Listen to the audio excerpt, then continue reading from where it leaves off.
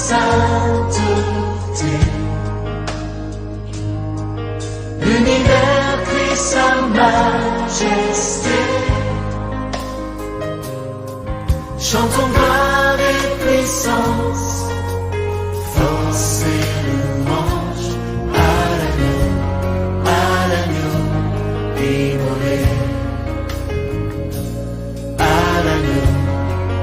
l'agneau immolé. Les ténèbres. Bien, chers amis auditeurs, nous allons passer donc au vif du sujet. Nous allons, avec le pasteur, avoir quelques réponses, les réponses à nos questions que vous nous avez confiées, vos commentaires, vos questions, que nous allons essayer d'avoir les réponses avec l'homme de Dieu ici présent.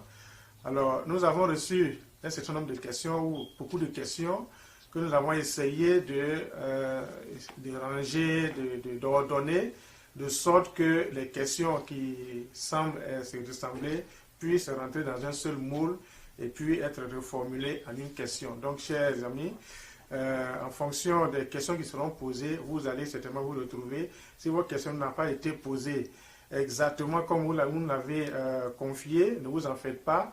Vous aurez dans la réponse de l'homme de Dieu, vous serez totalement satisfait. Pasteur, nous venons à vous encore. Alors, la première question que nos auditeurs voudraient savoir ce soir, quel est le but de Dieu en créant l'homme? En 3 composantes. Comme vous nous l'avez enseigné, nous avons donc le corps, nous avons l'âme, nous avons l'esprit. Est-ce que vous pouvez nous expliquer un peu pourquoi, quel est l'objet que Dieu s'est assigné en créant l'homme de cette manière?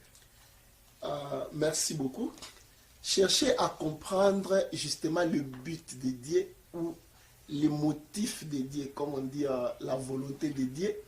En anglais, on dit the mind of God. C'est d'ailleurs le motif de l'œuvre du ministère chrétien ou du ministère d'enseignant. C'est expliquer, n'est-ce pas, la pensée de Dieu. Dieu, lorsque nous lisons les livres de Genèse, dans le premier chapitre, le chapitre de la création, au verset 26, la Bible dit, Dieu a dit, créons l'homme, selon à notre image, selon notre ressemblance. Ouais, c'est ça le motif de Dieu. Il a créé l'homme, il a voulu que l'homme représente son image et qu'il soit sa ressemblance. C'est ça. Vous comprenez? Et c'est dans ces motifs-là que l'homme est complexe comme création, comme être. L'être humain et corps, âme et esprit. En fait, comme nous avions expliqué, l'âme, c'est ça la personne. C'est ça l'homme, en fait. Qui es-tu? Tu es une âme. Qui suis-je? Je suis une âme. Toute personne que vous voyez, Dieu voit la personne comme une âme. Maintenant, pour que cette âme-là ou cette personne fonctionne dans le physique, il lui faut un accessoire physique, un support physique qui puisse lui permettre de pénétrer, de communiquer, de s'exprimer dans le physique. C'est ça le corps ou la chair. L'âme est donc mise dans le corps. Et maintenant, pour que cet homme-là soit capable de converser, de se connecter avec l'origine, c'est-à-dire le Créateur, Dieu lui-même, qui est esprit, l'homme a besoin d'un support spirituel pour, n'est-ce pas, se manifester dans les sphères spirituelles. Voilà pourquoi tout cet ensemble du corps et de l'esprit, donné à l'âme comme support, font ce que nous appelons l'homme, et l'homme devient complet à compléter ou à exécuter le plan de Dieu sur la terre. Je pense que c'est ce que nous avions dit dans l'enseignement, et c'est ça la pensée de Dieu pour que l'homme soit complet et qu'il représente valablement les atouts de Dieu lui-même dans toutes les sphères, que ce soit dans les sphères spirituelles, que ce soit dans les sphères physiques. Merci beaucoup. Merci, pasteur, pour cette réponse. Alors, l'homme, notre âme, constitue ce que nous sommes en réalité, pour juste résumer ce que vous venez de dire. Et nous avons deux supports. Un support qui nous permet d'opérer dans le physique, qui est le corps, et un autre support qui nous permet d'opérer dans le spirituel, qui est l'esprit. Parfaitement. Merci, pasteur. Alors, à cela, il ne faut pas confondre. Parce que tellement qu'il n'y a que le corps qui est visible, Ça. beaucoup de gens, beaucoup d'hommes croient que leur corps c'est eux. Non. L'individu, l'identité de l'individu ou de la personne humaine, c'est l'âme. Le corps n'est qu'une enveloppe, n'est qu'un support,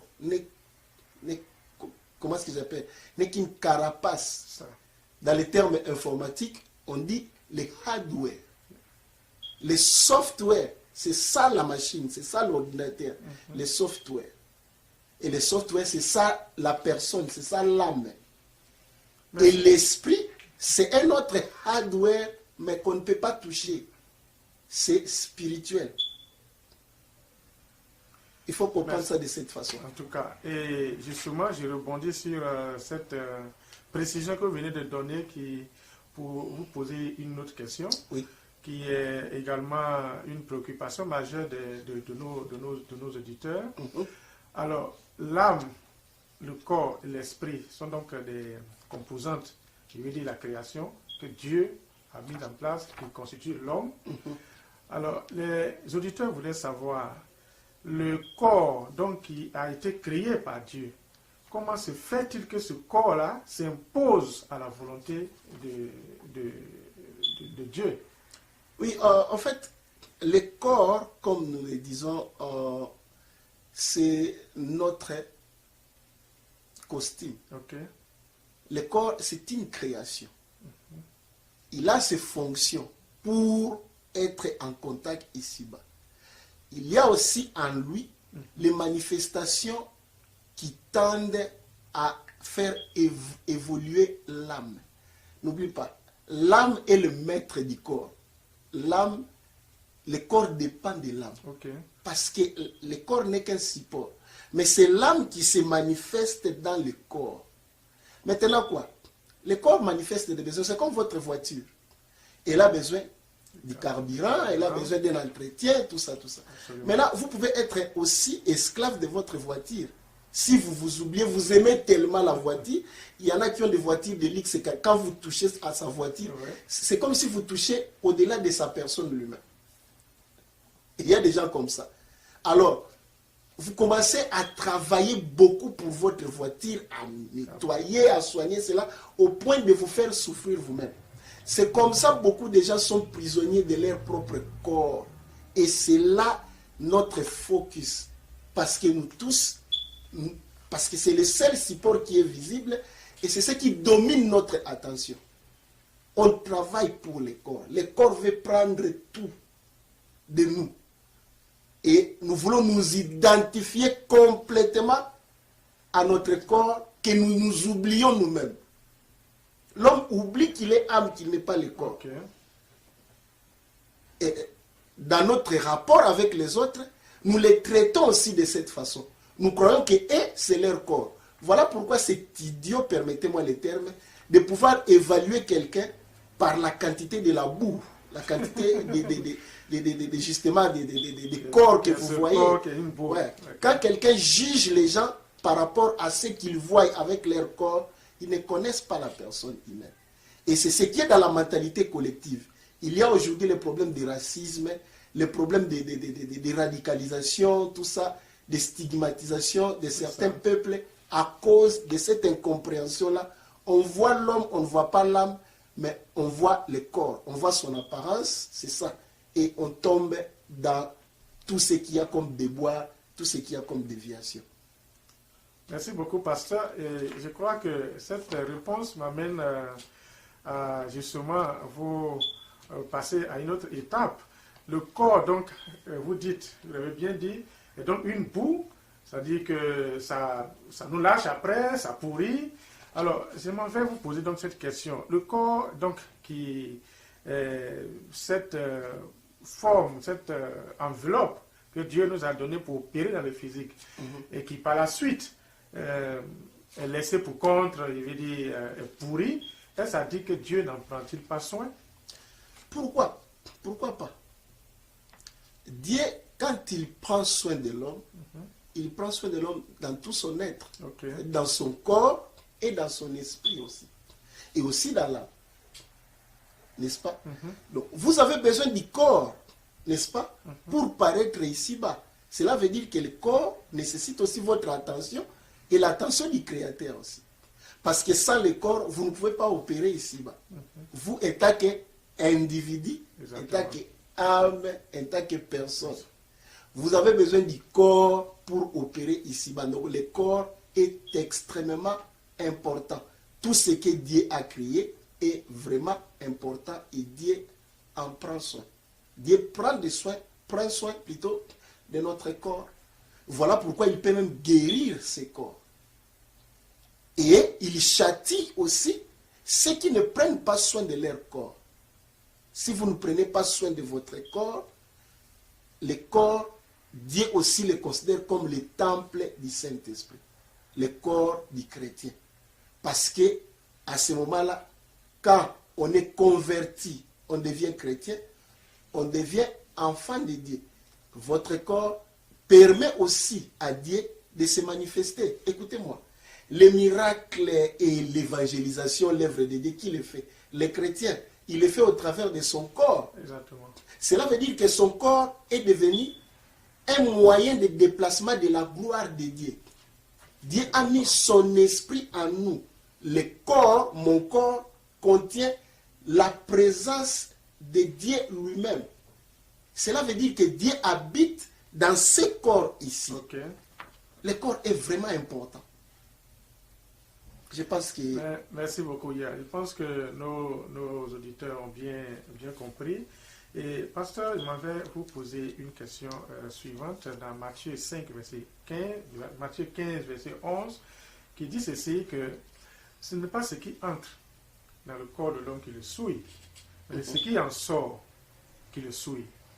Par rapport à l'explication que vous donnez, comment expliquez-vous que le fait qu'un homme puisse mourir d'une nourriture empoisonnée, dans la mesure où ce n'est pas ce qui entre qui le souille, mais c'est ce qui en sort? Pourtant, l'homme peut être empoisonné. Et ce qui est empoisonné vient justement de dehors pour entrer dans son corps et lui faire un dégât et qui va bien entendu causer sa mort par la suite. Comment est-ce que vous expliquez cela? Je ne sais pas si nous pouvons lire ces passages parce que je pense que nos auditeurs qui ont lu ces versets n'ont pas bien élucidé C'est pour cela que nous sommes là ce soir pour pouvoir avoir un peu plus d'informations. Je disais que c'est dans le livre de Matthieu. Matthieu 15, verset 11. Matthieu chapitre 15, le verset 11. Le verset 11. Je lis dans la version Louis II. La Bible dit, ce n'est pas ce qui entre dans la bouche qui suit l'homme. On n'a pas dit ici qui suit le corps ou quoi que ce soit. On a dit l'homme. C'est-à-dire, on prend l'homme dans son entièreté.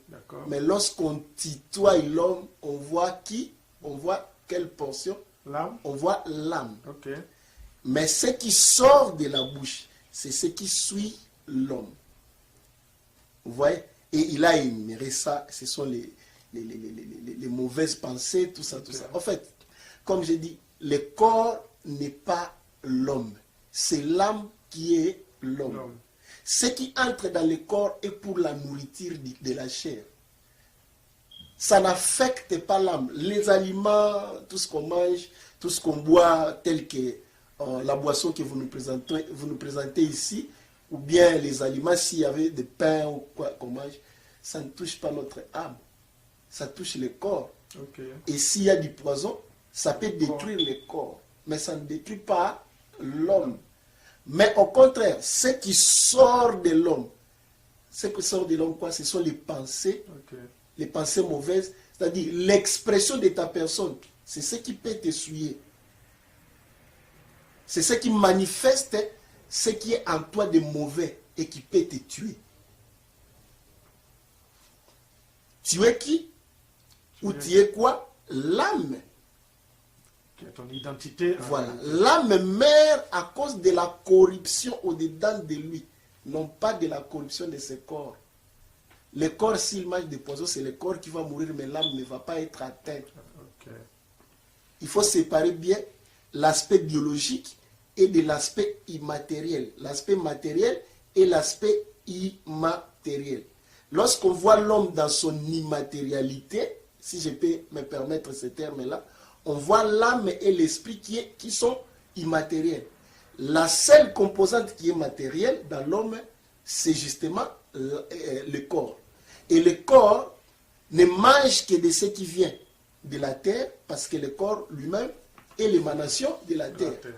Et voilà pourquoi c'est ce qui vient aussi de la terre qui peut tuer le corps. Je pense que j'avoue que je suis particulièrement béni parce que même moi, il y avait certains éclaircissements qui m'ont vraiment édifié ce soir. Et mes auditeurs, je crois qu'ils en sont également bénis au regard des réponses que vous avez données par rapport à toutes ces questions que nous avons posées. Nous vous remercions infiniment, pasteur. Nous sommes presque au terme de l'émission. Nous ne voudrions pas vous laisser partir sans que vous nous donniez une parole, une prière pour nous confier à la grâce de Dieu, parce que nous sommes au pied de l'homme de Dieu ce soir. Oui, je pense que vous avez prévu des séries de questions, mais je voulais qu'avant qu'on termine, qu'on aille dans une autre série, parce qu'il faudrait qu'on finisse ces séries-là. Vous savez, nous avons... disons, une charge d'horaire un peu compliquée.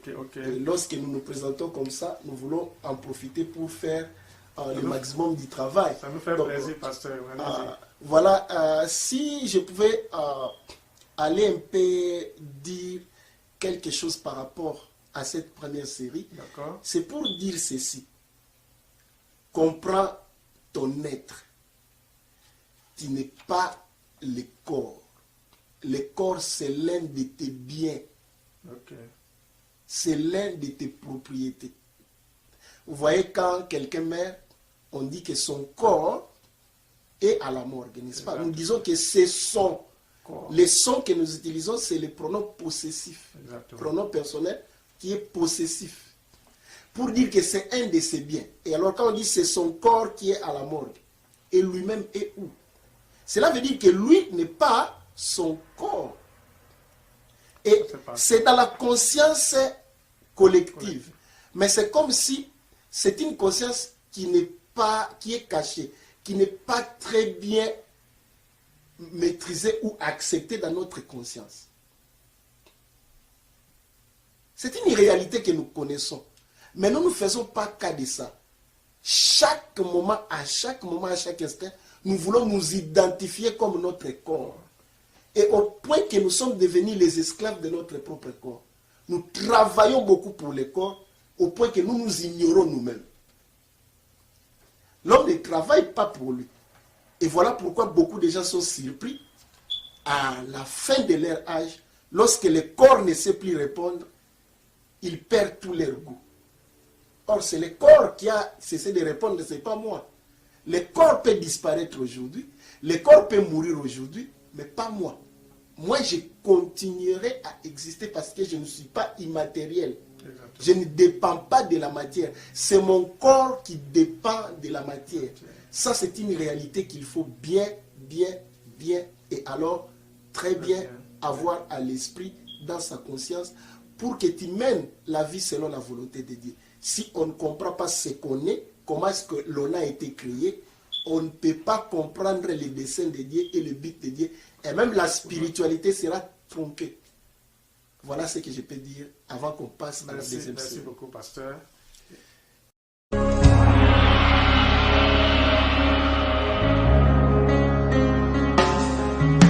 les anges, sa sainteté,